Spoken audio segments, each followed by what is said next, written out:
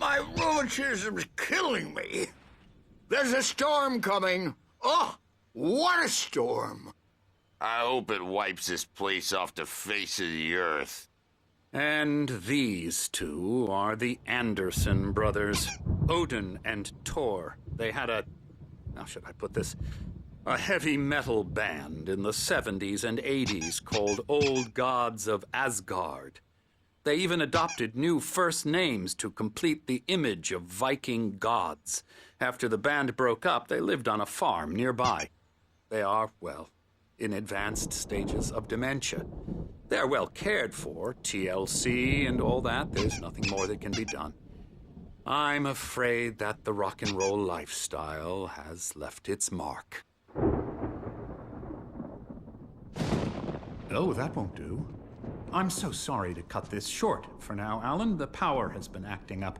I'd better go check on it. We'll continue this soon.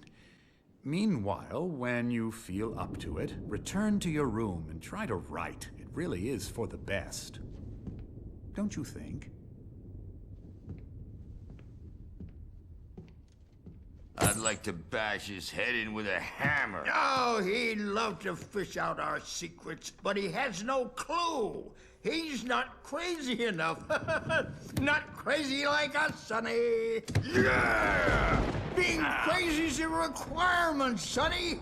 Who else could understand the world when it's like this?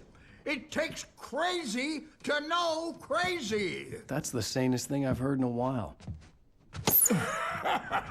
Zane! You're all right, Tom. Hey, we like him, don't we, bro? He's got to go to the farm. The Anderson farm. Valhalla!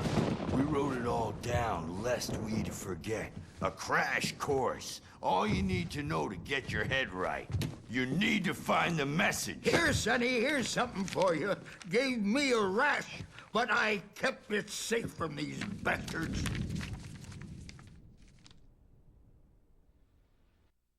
Zane could feel the poems, taking form, shaping things.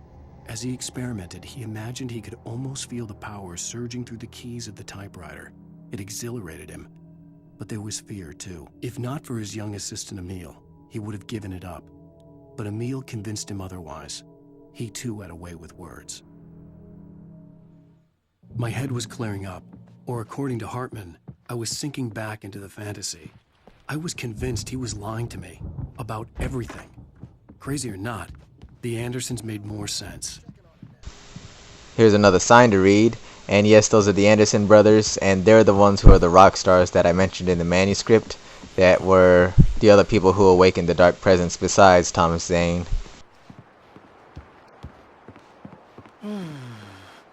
Oh, hello. I've painted you. Okay. I was just struck by inspiration a couple of days ago. Dr. Hartman wanted me to paint landscapes, and that's what I was doing. But now I've been doing these things, a lot of them. The images just keep coming. Dr. Hartman likes them. He has them in his office. Yeah? He's very proud of me. He says I'm getting much better. I think I'm getting better. You sure about that? Well, I guess I'd better start wrapping this up. The storm is almost here. Look at that. I'd hate to be out there tonight. I would hate to be out there too tonight, but I doubt that's gonna happen to me. So they won't shut up, and the writers won't shut up either, because they have feelings too, and I have to listen to them, because they're not scared. Hey, Wake, why don't you humor Dr. Hartman and give the writing a shot, huh? The typewriter's in your room. You can get to your room by those stairs, Wake. Okay. Guess I have no choice. Something's wrong. I'm not myself. It's hard to think that there's a shadow inside my head. I can only focus on writing. Everything else is a blur. I'm trapped in this cabin. Have been for days, but it's always dark outside. My editor is real. I saw her again. She's not human. It's not human. A dark presence is wearing the old woman's face. She was covered in clinging shadows. There's a hole in her chest where her heart should be. I think I've made a horrible mistake. I don't think I'm any closer to saving Alice. It's been lying to me, using me to get the story it wants, and the story will come true. I want to show you guys something real quick. I'm going to go to Emerson's room. And remember how Dr. Hartman says he plays on video games? Apparently that video game system is an Xbox 360. And the game he's playing is Night Springs, that TV show. Yeah, I don't know exactly what type of game that is, but whatever. The white glare of the blank page in front of me hurt my eyes. My hands began to shake uncontrollably. Everybody calm down. Put that down. Bert, I need help. Hey, Wake, you stay here. I'm gonna go see what's up. You just keep doing what you're doing. Be cool, okay?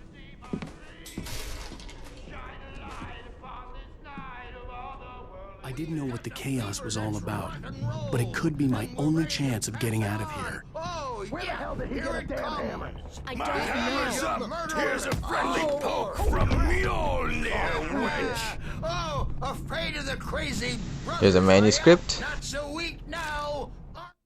Hartman kept talking, giving Barry the grand tour, clearly proud of the place. He went on and on about his hunting trophies, and Barry was impressed. But he was here on business. He raised his voice, cut through the monologue. Hey, Hartman, where's Al? Hartman stopped in mid-sentence, annoyed at the interruption. He nodded at the hulking orderly standing nearby. The man smiled and clapped a practiced hand on Barry's shoulder. Well, things are unraveling fast, aren't they?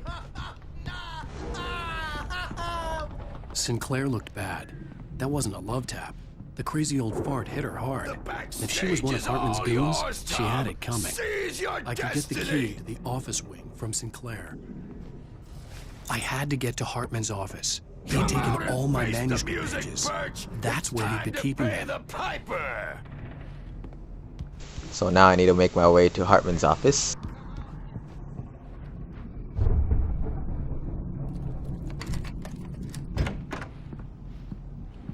The photo on the wall caught my attention. In it, the clinic staff was standing outside the lodge. I knew the man next to Hartman. He was the kidnapper. Hartman had been playing me all along. The markings on the tape said they were recordings Hartman had made of the sessions with his patients. I saw Alice's name on one of them. For a moment, I couldn't breathe right. Now, Mrs. Wake, can you tell me about Alan's problems? He's more and more out of control all the time. The parties, he's so angry all the time. He's getting violent. Do you mean with you? No, not with me. No, never. Sometimes I almost wish Alan would take a swing at me, because at least that'd lead to a conversation he couldn't just march out of. But no. Alan doesn't really sleep. And the work, well, he's not writing at all. He sits there for hours and just gets more and more frustrated. And I can't talk to him. Yes. Tell me, Mrs. Wake. What would you say to him if he'd listen? I don't know. I want to say, I look at you, and it's not you. Just some stranger who resembles you. Looking out from behind your eyes, and I don't like that guy much. And now it's all gonna go to hell. But you don't ever say this. No. I've tried, but he's not listening.